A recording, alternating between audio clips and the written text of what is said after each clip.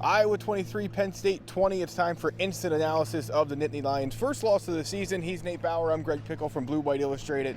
We are on the Kinnick Stadium turf, Nate, which was stormed about 45 minutes ago by the Hawkeyes fans after a game that is going to leave many Penn State fans thinking, what if?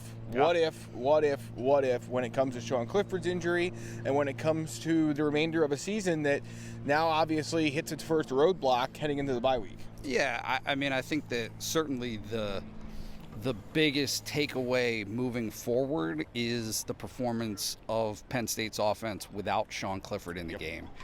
And what's so interesting to me is, you know, the entirety of the offseason was spent talking about the quarterback position in the sense of, well, if Sean Clifford can't be better than he was last year, what does that mean for Penn State without bringing in a transfer quarterback? And it's not that Sean Clifford hasn't been good or hasn't had a great season. He has, but Penn State still has to confront that reality now, is regardless of whether or not he's out for a short or extended period of time, you see now what Penn State's offense looks like when Sean Clifford isn't available. And, you know, certainly Penn State has some time, you know, with a bye week to get things together a little bit. But there's absolutely no reason to oversell that. Right? Like you can't turn one into the other. It's just not realistic. You know, and so I think that's kind of the big takeaway from this one, at least in terms of the second half, is where does Penn State go from here? Because this is a team that just lost by 3 points at the number 3 ranked team in the country. They're building in a crazy environment so they can hang. But beyond that, I'm not really sure. Yeah, so I guess a couple of things I'd start with here. First, obviously, back in August, there was a lot of talk of, well, why not take Roberson? Why not take Roberson? I think we saw why tonight. I don't want to put too much on the kid because it's a possible situation that he was asked to come into, but I mean, the offense pretty much went into a shell to some extent. I mean, he said just a few minutes ago off to our left that Mike Yurcich said at halftime they weren't going to change anything about the offense, but I think clearly they did. And it didn't help that Iowa's punter had them pinned inside their own 10-yard line seemingly over and over again. That limits your playbook a little bit to begin with. But, you know, I think the one question we have to address here is the transfer portal question, right? And I know that's being talked about a lot, both in our Lions Den forum and everywhere else on social media, that, oh, well, if Penn State would have went and got a transfer quarterback, this wouldn't have happened. And I guess my thought is this: the reality of it is you don't have to like it, but if there was a better quarterback out there in the transfer portal that Penn State could have brought in to either take Daquan Roberson's job as a backup or compete with Sean Clifford, they would have done it. And I know there were a couple of guys they were interested in and didn't get, but ultimately, that's the reality of it. I mean, I think back to TJ Finley. He's now playing at Auburn, but I don't know, last I looked anyway, he hasn't won that job from Bo Nix out, right? I mean, it's just not as easy as you think it is. And you know, they couldn't helicopter Drew Aller or Bo Prabula here tonight, and that's unfortunate, but it's the fact of the matter. And, you know, I just think we all knew for quite some time that Penn State's backup quarterback situation was going to be a problem if it ever had to come into play, and it did tonight. Yeah, and I mean, just what you said about the punter, I mean, I made him the game MVP. He was. Like, it is not as though Iowa was dominant really in any facet of the game other than that. But that is a huge element. I mean, I say this as like a little tangent story, but I was talking with some Iowa fans before the game, and it was the first thing that they brought up was how good that they felt Iowa's punter was. So Big Ten. And, right? So Big well, Ten, but it's true. You could see there were shirts outside of the stadium of people walking around that said, "A punt is a win."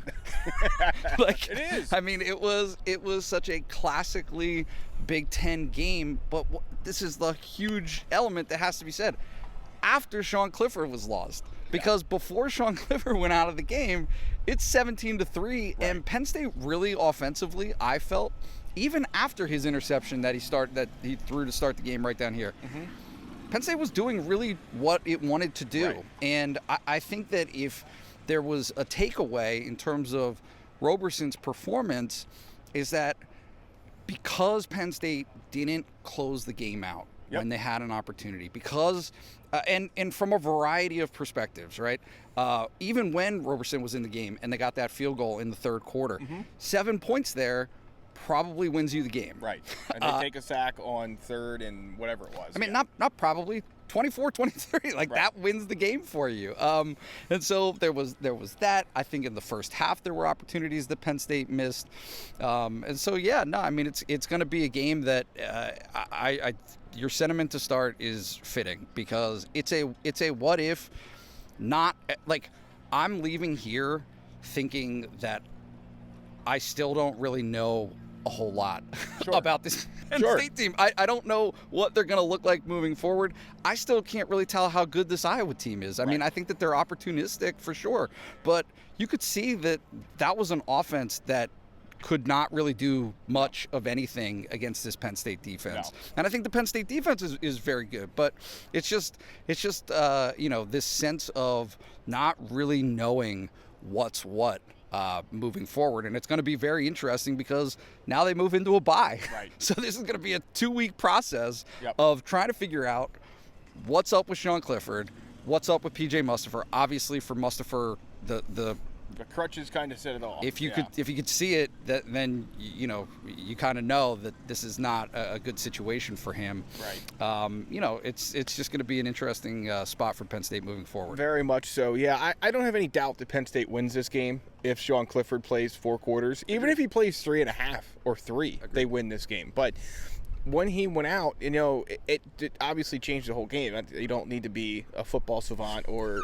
a guy standing on the turf at Kinnick Stadium to figure that out. But, the challenge now, to your point, is when you talk about this team at the midway mark, you have wonderful special teams that get dinged a little bit for the inconsistency in the placement kicking game earlier in the year. You have extremely talented defense that almost won you 2 games where it played the majority of the game on the field.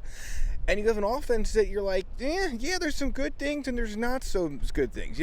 Again, they still can't run the ball. The false starts, I understand it's a challenge when you bring somebody in, but it's just inexcusable. Figure it out. I mean, I don't understand what they were thinking with that. They're saying, James Franklin says that Taquan Roberson's not as loud as Sean. Well, who is loud enough to yell over 69,205 people who all want you to lose? I mean, it's that simple. So they have a lot to figure out. I know there's a lot of people frustrated. I know that Penn State fans think that the season is over, blah, blah, blah. It's far from over. Now, 2 weeks from now, if Sean Clifford's not playing, and 3 weeks from now, if Sean Clifford's not playing, okay, then maybe we can entertain that thought. But for now, I just think tap the brakes. This is a game that before the season started, everyone knew Penn State could lose. Sure. It's not like, and I guess part of what I find humorous about the reaction to this is that this was an 8-4 team to a lot of people, 7-5, maybe 9-3 at best, and maybe it still is. I don't know. They have a lot of games left to play, but if you're a Penn State fan, you're sitting here 5-1 going into the bye week. I think almost every Penn State fan out there would have taken that. Yeah, I just think that the big takeaway and the thing that will linger is, all right, if Sean Clifford doesn't take that hit, right? How does the outcome of this game change? How does the outcome of the season change? If Sean Clifford hadn't run the ball earlier in the game, and those were some big runs, those were effective runs for him, but he also took some shots. Right. There were some hits that he took. It could have been any one of those hits. It could have been the one with Jack Campbell, which ended up being his last play. It could have been another one. We don't know. Yeah. And so I mean, it's a situation for Sean Clifford that, and for Penn State as an offense that, it's a big question now for them moving forward as to what do they look like. There are a lot of teams that Penn State can compete with and beat in the Big Ten without its best stuff offensively. Yeah, that's the bottom line. Right. However, we're back into the conversation about what this team wants to be. 6 weeks and we're back to the quarterback conversation. No, basically. But I'm saying that we're back into the conversation of the playoff, right? Like that's what we're talking about here. Right. Ultimately, for Penn State football, there is one goal in mind for James Franklin. There is one goal in mind for his staff and for the players that play football here. Yep. It is a dashing of that hope. Yep. To lose this game, but not the end of it. Right. Losing the game does not eliminate that possibility. Losing Sean Clifford Might. Yeah, that's a different story. Losing PJ Mustafer might. Right. And so that, I mean, I think that's where this thing comes out on is, hey, this is a team with the personnel very much to be part of that conversation at the end of the year if everyone is healthy. Now that it's not, it doesn't make it a non-competitive team. Right. It will still be a competitive team, but it's just, hey, you, me, everyone else is going to be curious, wondering, and trying to find out what's the prognosis for these guys moving forward. The sun will come up tomorrow, Penn State fans. That we can promise you. The season is not over. However, obviously a disappointing loss here. 23-20 to Iowa at Kinnick Stadium. And we'll see what's up with Sean Clifford. That will be the biggest talking point during the bye week. So any final thoughts? No, that's it. I mean, just certainly the punting, I can't escape how fitting that ended up being. Is just, look, like James Franklin says it, explosive plays, turnovers, and field position. Yep.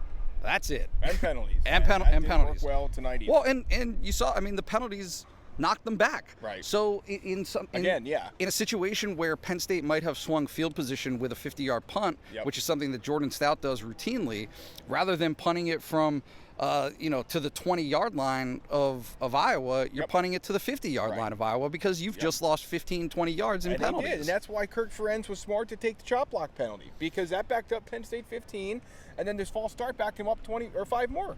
I think what was absolutely remarkable, and it's going to be a minor side note to this entire game story, is them being willing to punt it back to Penn State, right? To kneel on the ball with 2.5 minutes to play, with Penn State still having remember, a punt's a win. That's the takeaway.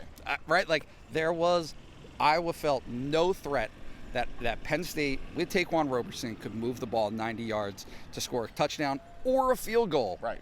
Like, the game was still a 3-point game. Yep. They knew that Penn State couldn't do it. And that's kind of the situation. We got to get right and hit the road, but this has been another instant analysis of Penn State football from Blue White Illustrated. He's Nate Bauer. I'm Greg Pickel, and we will talk to you next time.